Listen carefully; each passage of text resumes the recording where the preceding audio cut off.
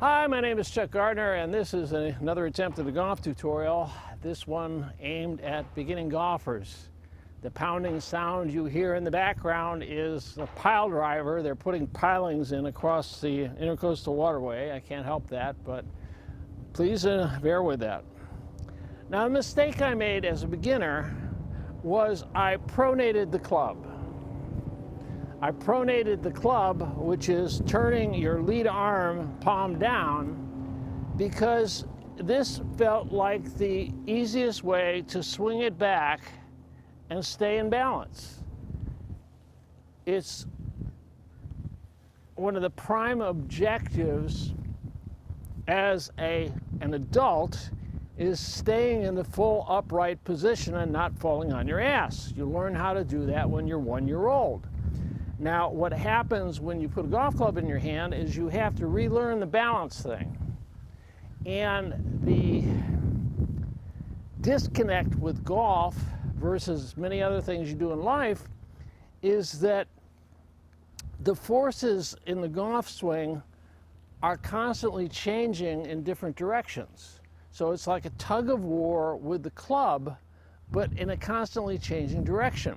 So what your body needs to learn to do is to shift its weight, shift the body mass away from the direction the club is going.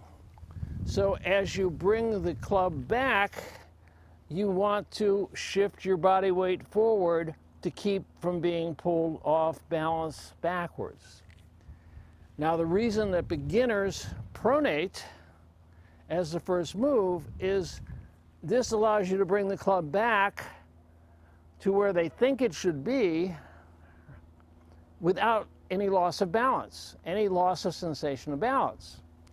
Now, the actual preferred way to do it, the ideal path for the club, is actually to have it wind up outside the hands with the butt end pointing at the body when the hips turn 45 degrees and can't turn any further because your feet are stuck on the ground.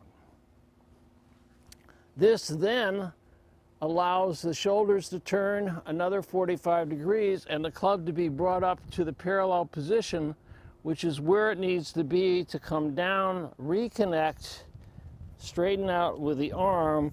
At impact, you want this to be one lever, and then in the finish, you want the transition to be the folding of the lead arm, this arm stretching out, and this stretching action of the arm slowing down the club.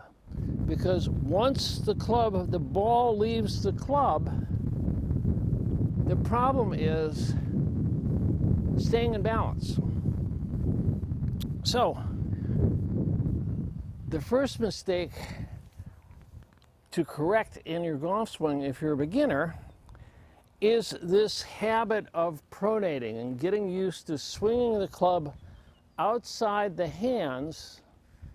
And when you do that with a narrow stance, like a normal standing stance, this force action here is going to want to pull you off balance. Now, what I do with beginners to try to teach them how a good golf swing feels, what a good golf swing feels like, is to have them swing the club back to where they have been and feeling like they were in balance. Then I move it out to where it should be and adjust their grip so their grip is in the proper position. Then I pull on their club, trying to pull them off balance. And the first couple times I do that, I will pull them off balance. And then I explain to them, well, golf swing is like tug of war with the club, and it's a war you want to win. So your brain has to figure out how to counter the pull of the club off balance at all times. And the way to do that is keep a little bit of flex in your legs, keep your weight on the instep of your back foot by pulling your back knee in a little bit, And then that allows you to very easily counter the pull of the club. So I will take their club and I will pull on it, and after the third or fourth time, I can pull as hard as I can and they resist moving. So that solves the takeaway problem. Now the next problem is the finish. Now in the finish, what beginners tend to do is bend their elbow and throw the club over their shoulder because they see the pros finish with the club swung around their shoulders. So they think, okay, the goal is to get the club swung behind your shoulders, and the most expedient way to do that after impact is you bend your elbow. Well, the problem with that strategy, which works, but it does not slow down the club head and suck off the extra energy, which makes it more difficult to stay in balance. So the way you stay in balance is by keeping your head down, side bending your spine so this arm gets pulled straight. And it's very much like throwing a ball sidearm. You take the ball, you cock it back, and then you release the arm straight. And your brain will do that intuitively. So what I do is I give them some golf balls and have them toss them that way and ingrain the fact in their conscious brain that the subconscious feeling they should have is similar to this underhanded throwing action. Now, what seems to confuse the brain is when you put the club in both hands and the brain gets confused because the trail hand forgets to do what it's supposed to do because it's attached to the lead hand.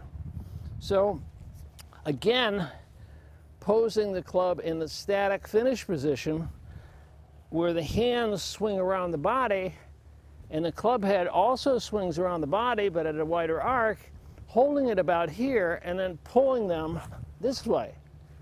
Now again, it pulls them off balance, so their brains have to learn how to counterfall and keep their head behind the ball position through the entire swing.